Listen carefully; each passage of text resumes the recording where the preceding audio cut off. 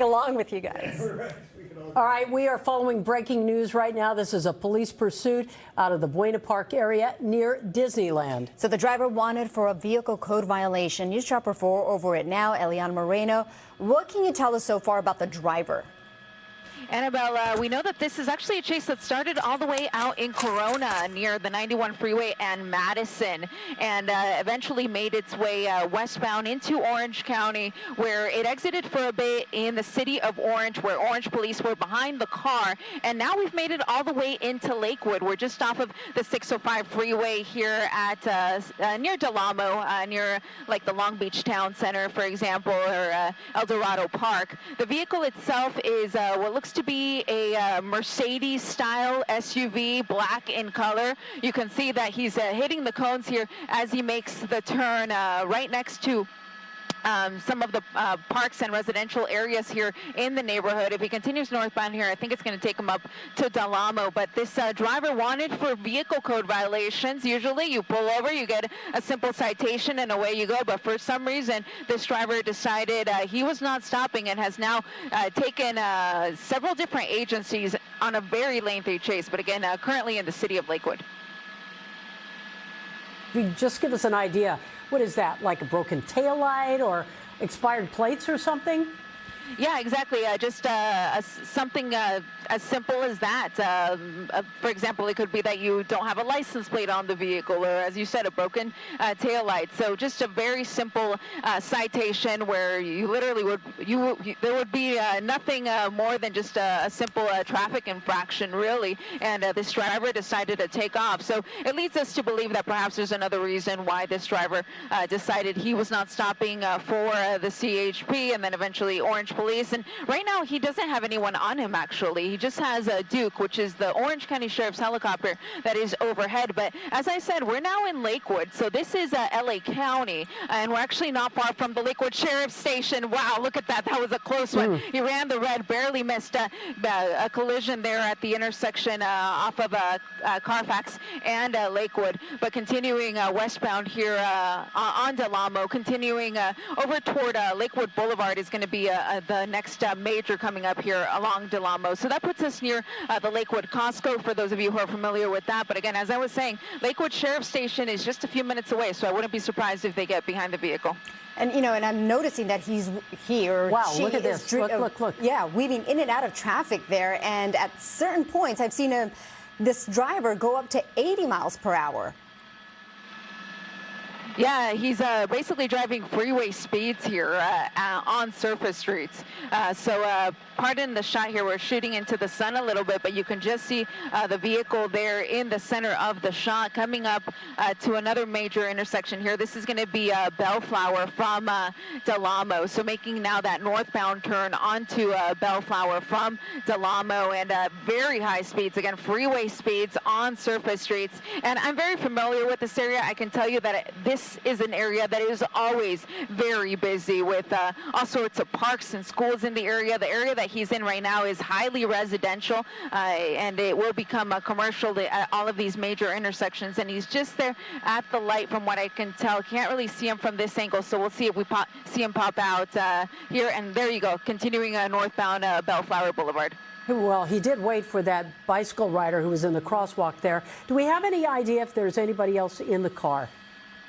At this point, it's unknown how many people may be in the car, Colleen. The vehicle is darkly tinted, so very difficult to see inside. And with no units directly behind him to be able to call this pursuit, it's difficult for us to get any more information from the police agencies behind him. But again, it's Duke that's overhead, and Duke is the Orange County Sheriff's helicopter. But again, we're in LA County now, so I wouldn't be surprised if LA County were to get involved. And if they do, they may put some units on it, and we'll be able to get a little more information on who could potentially be inside.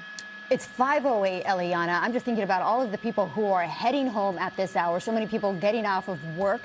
You know, a lot of schools are already done for summer break, but there's a lot of people that are out and about already right now. Yeah, beautiful day out here in the Lakewood area. So I wouldn't be surprised if people were just simply out for a stroll, of course, and a lot of people just simply getting home at this time of the afternoon. So streets in the area are going to be busy. And he's continuing here northbound on Bellflower Boulevard, which is one of the majors here that runs through the area. If he does continue in this general direction, it will take him up to the 91 freeway. And at that point, he'd be able to hop back on. He was on the 91 west to get out here, so I wouldn't be surprised if he just hopped on the 91 east to try to get back into Corona where this all began. But for now, continuing here on surface streets, leaving Lakewood and entering Bellflower. Ileana, there were reports that he had hit another car. There was some sort of accident or crash. Do you know anything about that? Yeah, we actually did hear that he was potentially involved in a vehicle collision with another car, and that was in the city of Anaheim. But clearly that vehicle collision was not violent enough to bring things to an end. So hopefully the other parties involved are okay.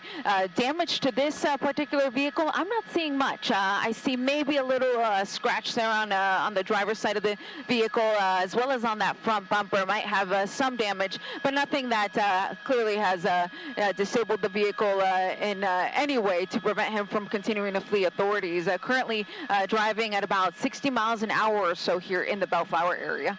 You know, for anybody who's just joining us right now, it's 5:10. We are following this driver in a seems to be a Mercedes, that black SUV that you see right there. This started in Corona. You know, Eliana, how would you describe this driver as far as driving goes?